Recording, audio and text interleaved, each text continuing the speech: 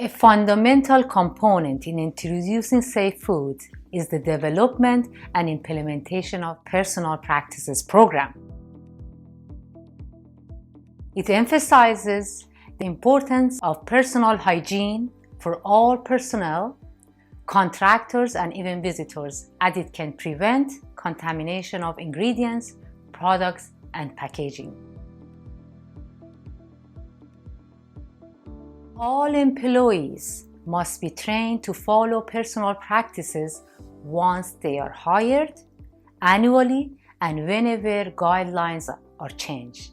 As training alone may not be sufficient, managers can undergo random checks, inspections, and staff observations to ensure proper practices are performed on a regular basis. For instance, a personal practices inspection should be included during pre-operations at the beginning of every shift, every monthly GMP inspection, and during internal audits.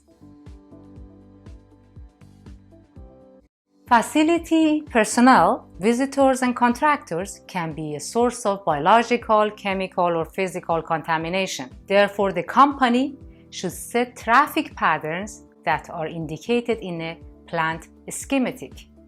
The traffic patterns should show where employees wash hands and change or remove their uniforms prior to visiting restrooms and lunchrooms. We will go through several categories for personal practices and review the acceptable practices to include in your program. Communicable diseases. Employees must inform their company if they are sick, as they may be a risk for pathogen transmission to food products. The company may decide to switch out the employee from tasks involving direct food contact to non-food contact activities instead. If one has minor colds or allergies, a face mask can be used to prevent food contamination. Clean gloves should be used while handling food products as well. For visitors, a health questionnaire should be in place to report their illnesses. Open cuts, wounds, and sores on hands, wrists, or arms must be properly covered and inspected by a supervisor prior to working in a food production area. Brightly colored and metal detectable band-aids are issued and monitored by the company to keep track of injuries and to easily detect any band-aids that may have fallen into products. Bandages from each package must be tested through a metal detector when purchased to prove that they are detectable. A record of these tests should be kept on file. Employees must cover their nose and mouth into the nape of their elbow, or alternatively, they may use a tissue. Employees' fingernails should be trimmed short for easy cleaning and glove fitting. No artificial nails or nail polish are permitted in any production area of the company. Glasses and contacts are permitted. However, it is required by employee to ensure that they are properly handled to prevent any foreign material issues. Eating snacks, drinking beverages, and chewing gum are not allowed in the production area. The method used for providing water to employees should be assessed for any risk of contamination. Ensure that only drinking water provided by the company is permitted in the plant. When handling food products, gloves should always be used. They must be clean, not torn, and changed frequently. Note that gloves are not a substitute for hand washing. Every time employees leave the production area, or whenever gloves become contaminated or ripped, they must be removed and hands must be washed and sanitized before putting on a new pair. All employees must be trained to implement a hand washing policy that acknowledges when and how to wash hands. In all food manufacturing facilities, employees, contractors, and visitors should wash hands when entering food handling or processing areas, after each visit to the restroom, after using a tissue, after smoking, eating, or drinking, and after handling wash-down hoses, products that were dropped, or when hands and materials have been contaminated.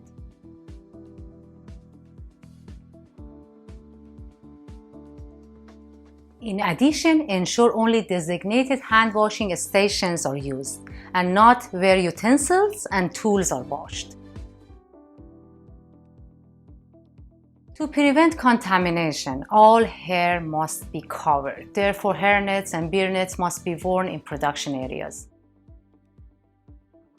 Jewelry and other loose objects should not be worn or taken into a food handling or processing operation zone, as they can fall into products and act as a choking hazard. In addition, pathogenic bacteria can multiply in warm, humid areas under watch bands, rings, and bracelets. Food, medication, glass containers, or any other prohibited personal items must be properly stored in a designated location away from the production area.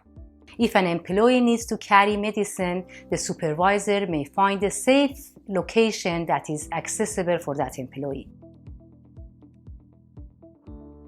A dress code policy should be set in place to address the procedures employees must follow to put on uniform, shoes, and hairnets. This policy should include the requirements for changing and removing uniforms prior to entering the non-production areas. The following guidelines should also be included in the dress code policy. Uniforms should never be worn to and from work. Uniforms and footwear must be cleaned and stored when not in use. Lab coats and uniforms must be from pockets above the waist. Only snap buttons are permitted. And lastly, personal clothing should only be stored on coat racks separated from uniforms. Clean uniforms should be stored on designated hooks in change rooms or lockers, and dirty uniforms should be stored in laundry bins provided.